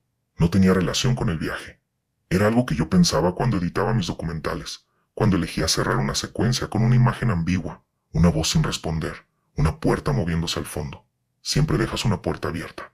La copia inclinó la cabeza. Ahora, nosotros también. Efraín se levantó con dificultad. «Nos vamos ya». Y esta vez nadie discutió. Entramos en la selva sin mirar atrás. Al principio caminamos juntos, casi pegados. Valeria iba delante con una linterna pequeña. Andrade avanzaba detrás de ella, tambaleándose, aún murmurando fragmentos de los informes que había leído bajo tierra. Efraín cojeaba, apoyándose en un palo que encontró junto a unas raíces. Yo cerraba la marcha, no porque fuera valiente, sino porque no soportaba la idea de sentir algo caminando detrás de mí sin poder verlo. La selva de noche no se parece a la selva de día. De día es un exceso de vida. De noche es una inteligencia. Todo parece colocado con intención. Cada hoja mojada refleja una mirada. Cada rama que se parte suena como una decisión tomada por algo que nos sigue. Durante la primera hora no escuchamos voces. Eso nos dio esperanza. La esperanza fue un error. La primera voz llegó cuando cruzábamos un pantano bajo, donde el barro nos llegaba casi a las rodillas. Valeria. Ella se detuvo. No venía del río. Venía de un árbol. O de detrás del árbol. O de dentro. Era una voz de mujer mayor, frágil, cargada de una tristeza íntima. «Valeria, hija». Valeria cerró los ojos. «No». Andrade la sostuvo del hombro. «No la escuches». La voz volvió. «¿Por qué no viniste al hospital?». Valeria soltó un sollozo pequeño. Yo no conocía esa historia. Nunca nos había hablado de su madre. Pero por la forma en que se quedó paralizada, entendí que la voz había encontrado una herida real. «No es ella», dijo Efraín. La voz respondió. «¿Tú tampoco eres tú, Efraín?». El guía levantó la cabeza. Su rostro cambió. Durante un segundo vi miedo, luego rabia, luego algo más profundo, duda, porque esa era la verdadera arma de ellos. No te convencían de que eran reales, te convencían de que tú podías no serlo. Seguimos caminando. Las voces se multiplicaron, no gritaban, no amenazaban, hablaban bajo, con paciencia, desde la maleza, desde el barro, desde charcos oscuros donde el agua apenas cubría las hojas. Usaban nombres, fechas, frases privadas, recuerdos que ninguno de nosotros había compartido. A Andrade le hablaban con la voz de Saúl, a Valeria con la voz de su madre, a Efraín con la voz de su hermano, a mí con la mía. Esa fue la peor. No escuchar mi copia al otro lado del río, sino escucharme desde todas partes. «No vas a salir,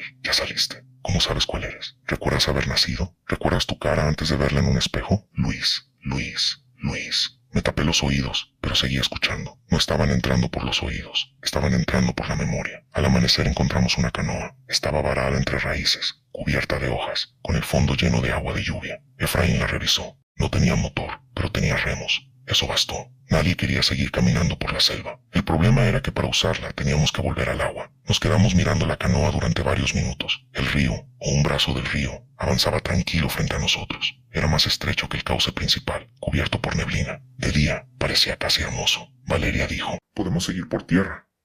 Efraín negó: «No con mi pierna». Andrade miró el mapa.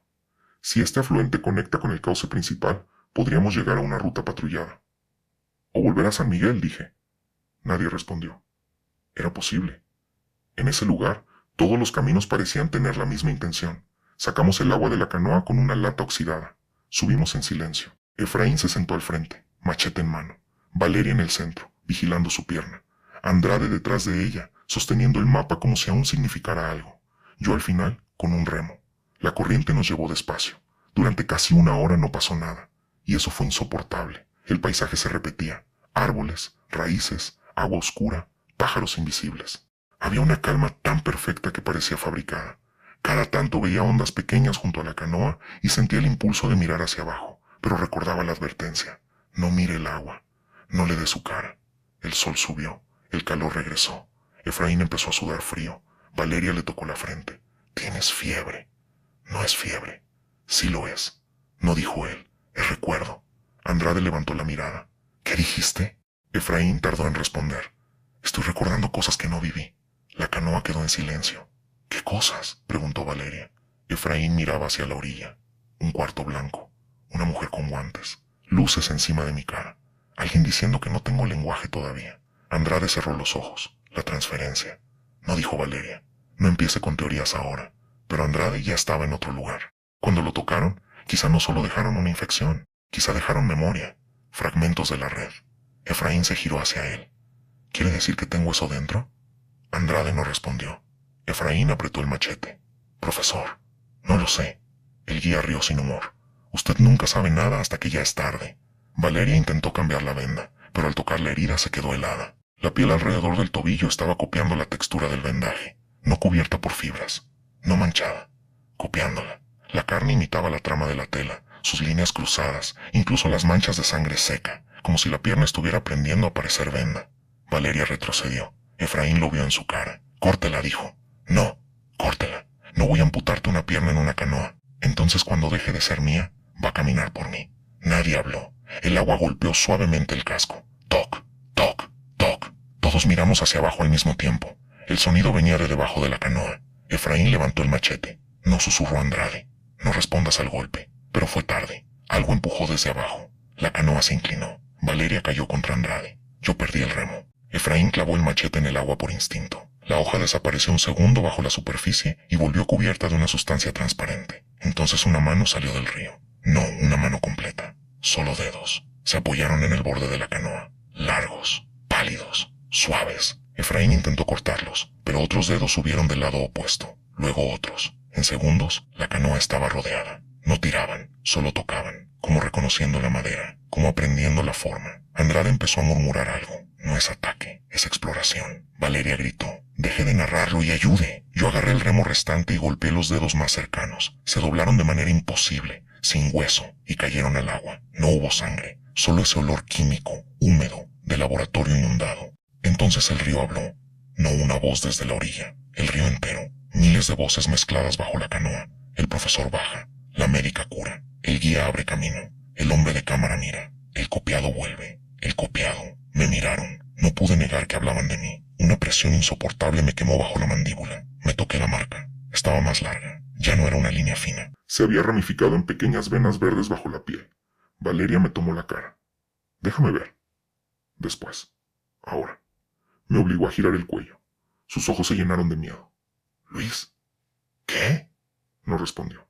Sacó un espejo pequeño de su bolso médico y me lo entregó. Al principio no quise mirar. Luego lo hice. Debajo de mi mandíbula, la marca tenía forma de dedo. No una herida, una impresión. Como si alguien hubiera apoyado una mano dentro de mi piel y estuviera empujando hacia afuera. Solté el espejo. Entonces mi copia apareció en la orilla. No sé cómo llegó allí. No venía en bote. No estaba mojado. No parecía cansado. Caminaba paralelo a nosotros entre los árboles, al mismo ritmo que la canoa. Cada tanto una rama le cruzaba el rostro, y durante esos instantes su cara parecía cambiar de textura, como una imagen que pierde señal. No tienes que resistirte, dijo. Efraín le gritó algo en su lengua. La copia ni siquiera lo miró. Ellos no quieren matarte, Luis. Quieren aprender a terminar. ¿Terminar qué?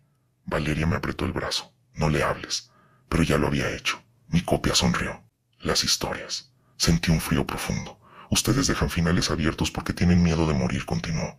Nosotros no morimos, solo cambiamos de forma. Pero no sabemos cerrar. Necesitamos que alguien nos enseñe. Andrade lo miró fascinado. ¿La imitación narrativa? Murmuró. Valeria casi le dio una bofetada. Profesor, la copia siguió caminando. San Miguel fue una escuela de caras. Tú eres una escuela de finales. No entendí todo entonces. Lo entiendo ahora, o creo entenderlo.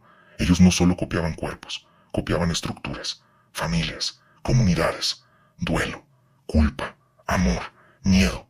Pero había algo humano que todavía no comprendían, la manera en que convertimos el horror en relato para poder soportarlo. Si podían aprender eso, ya no necesitaban esconderse bajo el río. Podían entrar en la memoria colectiva, en grabaciones, en historias, en voces narradas de noche, en cualquiera que escuchara y creyera reconocer algo. La copia se detuvo en la orilla. Te necesitamos vivo. Eso no me tranquilizó. Me condenó. El ataque cesó tan rápido como empezó. Los dedos soltaron la canoa. El río volvió a moverse. La copia desapareció entre los árboles. Seguimos en silencio hasta el mediodía.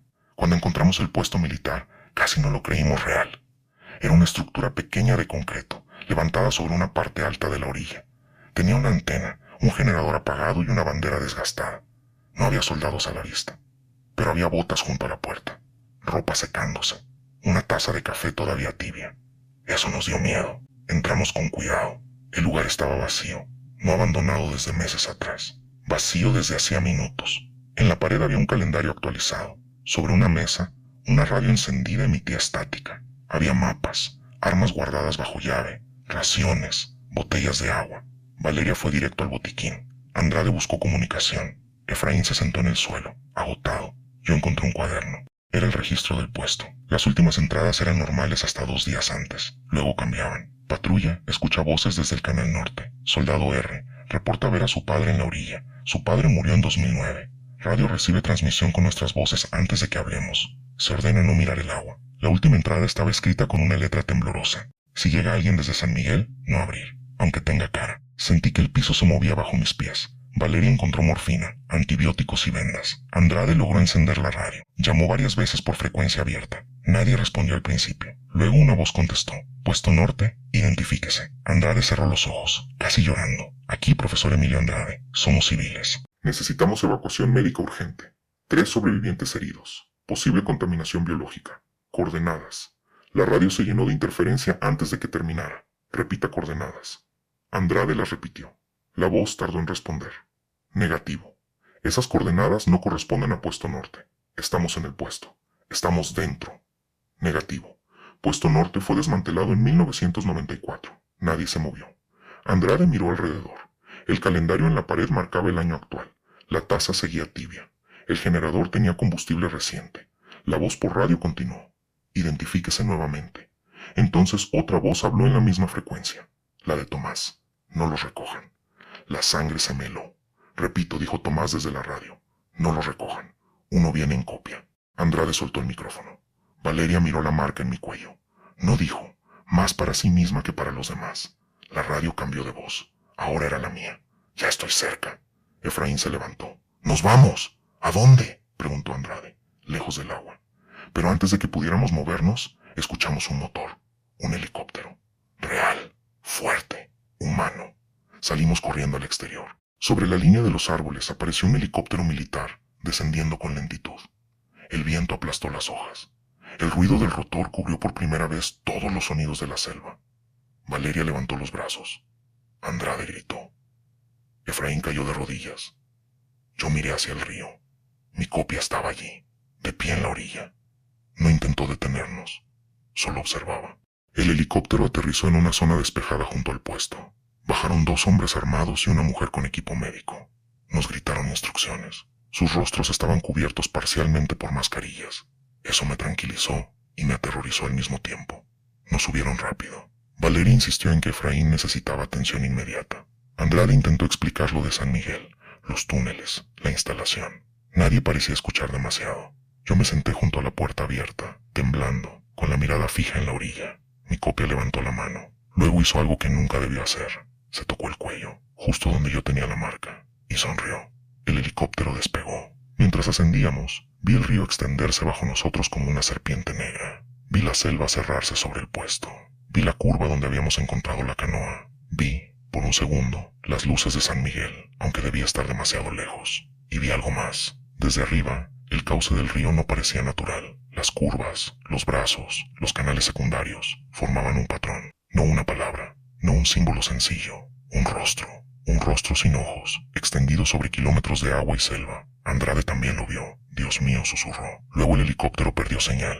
No cayó, no todavía. Primero fallaron las comunicaciones, después las pantallas. El piloto maldijo. La brújula giró sin control. La mujer médica nos ordenó sujetarnos. El rotor hizo un sonido irregular, como si cortara aire demasiado espeso. La radio del helicóptero se encendió sola. Una voz infantil dijo: «Hoy aprenderemos a ser personas». El aparato se inclinó. Durante unos segundos solo hubo caos, gritos, metal, ramas golpeando el fuselaje, la sensación del cuerpo perdiendo dirección. Luego, oscuridad. Desperté en una habitación blanca, no en la selva, no en San Miguel, en una clínica militar, o eso me dijeron después. Tenía una vía en el brazo, sensores en el pecho y una venda en el cuello. La luz del techo era demasiado fuerte, me dolía todo, la boca me sabía a sangre y plástico. Valeria estaba en la cama de al lado, viva, con los ojos abiertos. Andrade también sobrevivió, aunque tenía costillas rotas y una conmoción severa. Efraín no estaba. Pregunté por él. Nadie quiso responder al principio. Luego Valeria me contó. El helicóptero no se había estrellado del todo.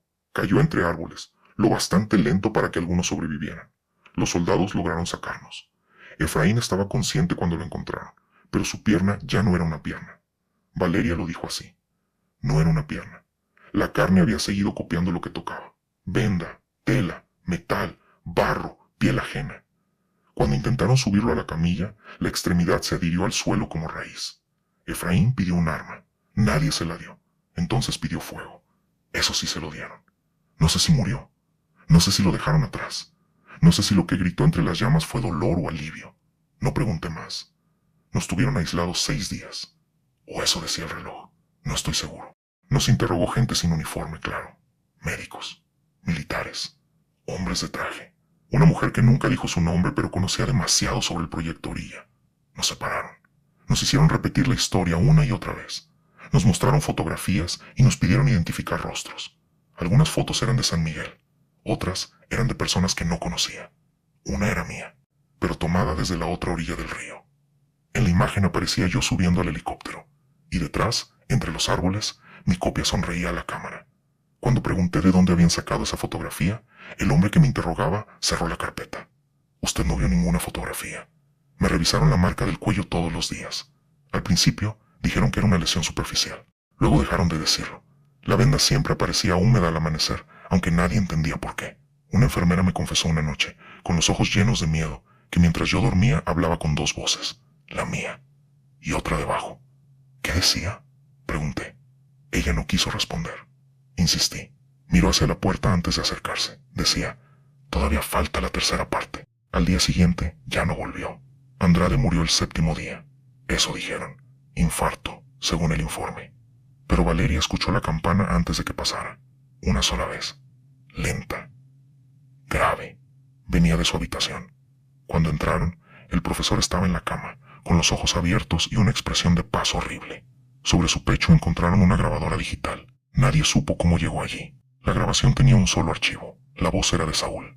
Gracias, profesor. Ya sabemos perdonar. Después de la muerte de Andrade, nos trasladaron. No nos dijeron a dónde. Las ventanas del vehículo estaban cubiertas. Viajamos varias horas. Valeria estaba sentada frente a mí, con una manta sobre los hombros y la mirada perdida. No van a dejarnos ir, dijo. Tal vez si cooperamos. Ella me miró con lástima. Luis, no quieren nuestra cooperación. Quieren saber si somos nosotros. No respondí, porque yo también quería saberlo. En el nuevo centro nos mostraron los archivos recuperados. No todos, solo los que querían que viéramos. El proyecto Orilla no había terminado en los 80. Había cambiado de nombre varias veces. Lo habían cerrado oficialmente después de la fuga. Luego reabierto como monitoreo ambiental. Luego archivado. Luego reactivado cuando empezaron los primeros registros digitales de voces bajo el agua. No era solo San Miguel. Había otros puntos, otros ríos, otras comunidades. Algunas en la Amazonía, otras lejos. Delta, pantanos, lagos profundos, zonas donde el agua y la memoria humana se mezclaban desde hacía siglos. El fenómeno no viajaba como un animal, viajaba como relato.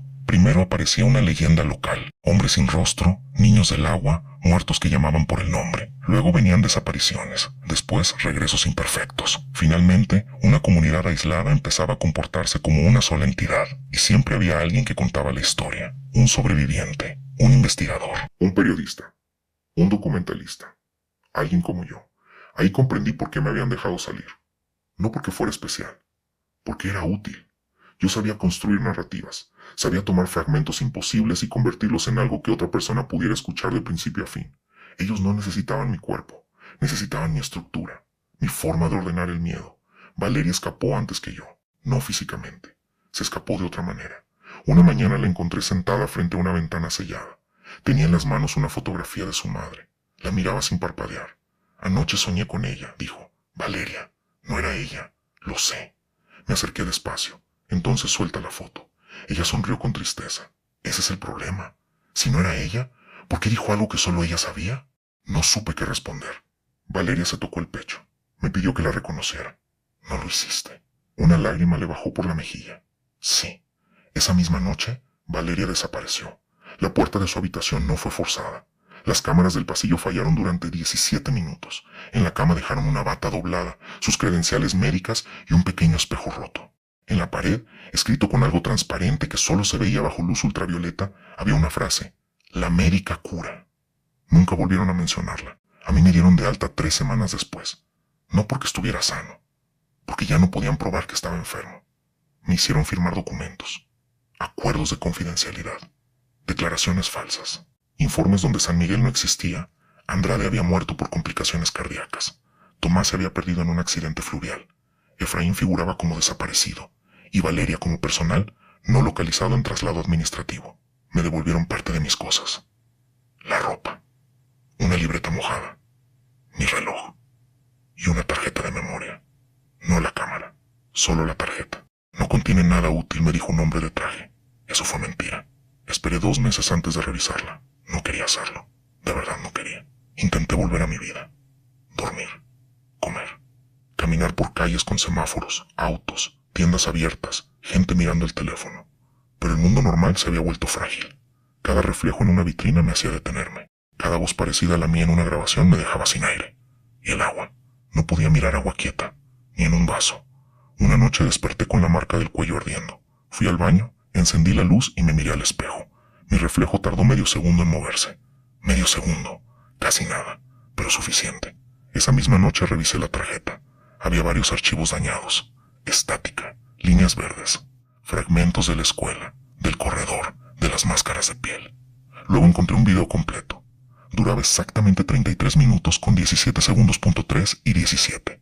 La imagen mostraba la sala de la piscina negra. La cámara estaba en el suelo, probablemente la de Tomás, caída cuando lo arrastraron. Se veía la puerta por donde escapamos. Se veía el agua subiendo. Se escuchaban gritos lejanos. Luego Tomás apareció frente a la cámara. Estaba de pie, limpio, tranquilo, con los ojos demasiado brillantes. Se inclinó hacia el lente. Registro final, dijo. Pero no era su voz. Era una mezcla.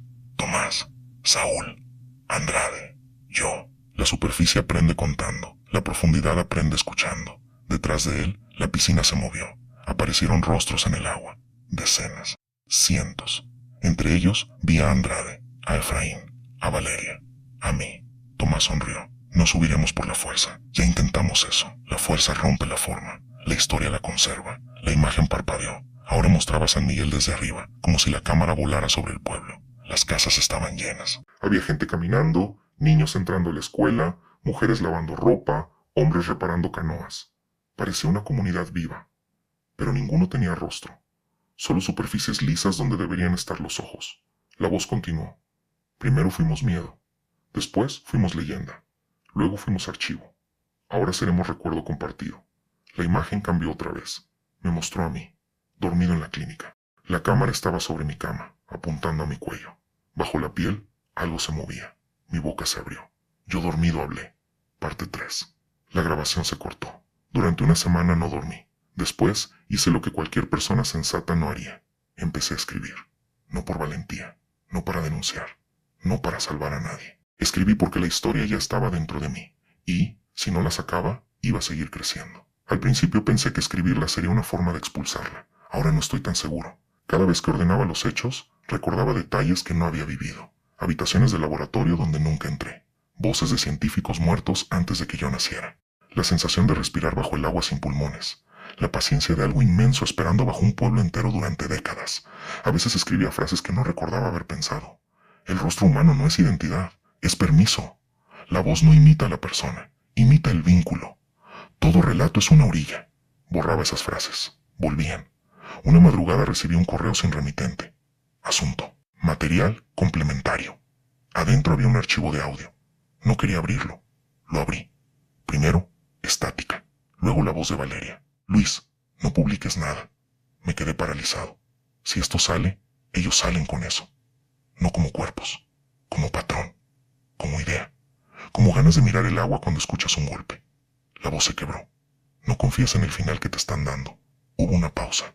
Después, otra voz. Mi voz. No le hagas caso. Ella ya no entiende la historia. Cerré el archivo. Lo borré. Volvió a aparecer al día siguiente. Desde entonces ocurre siempre. En computadoras nuevas, en teléfonos, en grabadoras apagadas, en archivos temporales, en notas de voz que nunca grabé. La historia quiere ser contada, y yo no sé si al contarla le estoy advirtiendo ...